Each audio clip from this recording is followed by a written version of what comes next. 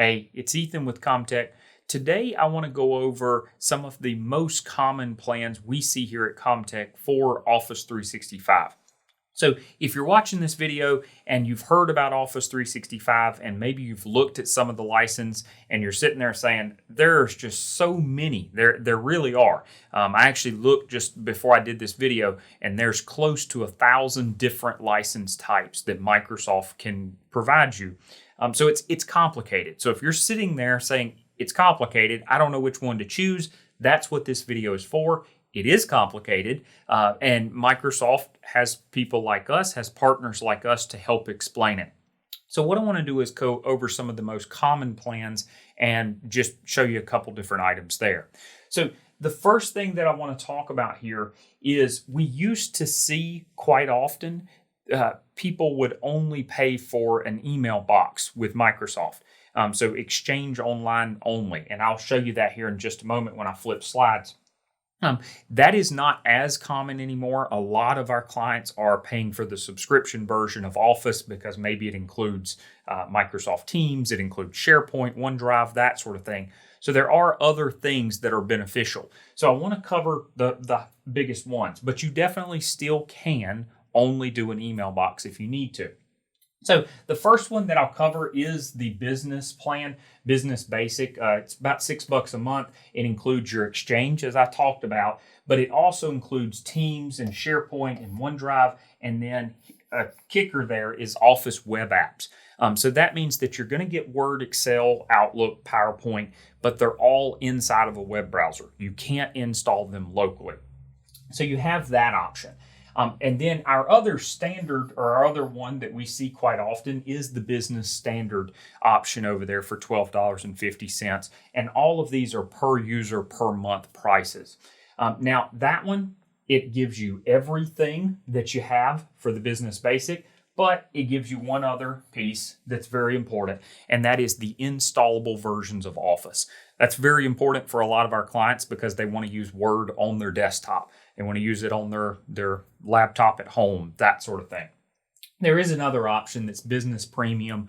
It also can be somewhat replicated with Office 365 E3, but that gives you a couple of different options with archiving and data loss prevention. I won't go deep into that, but I wanted to explain email only, which I'll show you the price here in just 1 second of that, is different than your standard Business Basic and your Business Standard. The biggest difference between those two, again, Business Basic, you can only do online web apps, and then Business Standard, you do have the installable versions. So let me show you very quickly here what this looks like, and I'm going to try to expand it out as large as I can without me getting in the way, and that should be good enough. So right here, the Exchange Online Plan 1, that's what I was talking about. That's $4 a month. That's if you had an installed version of Office that you've already paid for. You just want to connect it into your Outlook, or you just want to go online and just open up a web browser and only have Outlook in the web.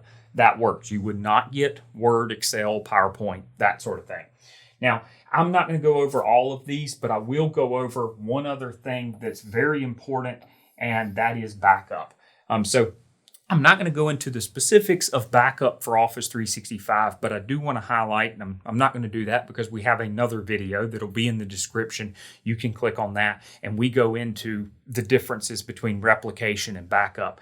But I do want to highlight that Office 365 in its default form is not backed up. A lot of our clients think that, or a lot of people think that, but it's not. It's replicated. There is a difference. So you can add a backup option. And Microsoft in their documentation actually recommends that you add a backup option. But those are your options there. So hopefully that makes sense. One other thing I wanted to highlight is if you are a nonprofit, Microsoft does offer some pretty good discounts for nonprofits. And even if you're not a nonprofit yourself, but you're watching this, if you know a church or another nonprofit, then I would recommend that they look at this because there are options. So that Business Basic, the one that was $6, it's actually free up to a certain number of users. It's pretty high. It works for most nonprofits. So they give it to you for free. Business Standard, which is the $12.50. Microsoft drops that to $3 a month. So that's a pretty sweet deal for nonprofits. And then one other thing that I'll highlight here is for nonprofits that are smaller, 10 users or less, there is actually a business premium. So the one of the higher end SKUs, Microsoft offers up to 10 licenses of that for 100% free. So let us know if you have any questions whatsoever, but hopefully this video explains some of the common plans that we see. And if anything that I said in this video didn't make sense, or you have more questions, email our support team. We'll be more than happy to help you. Have a great day.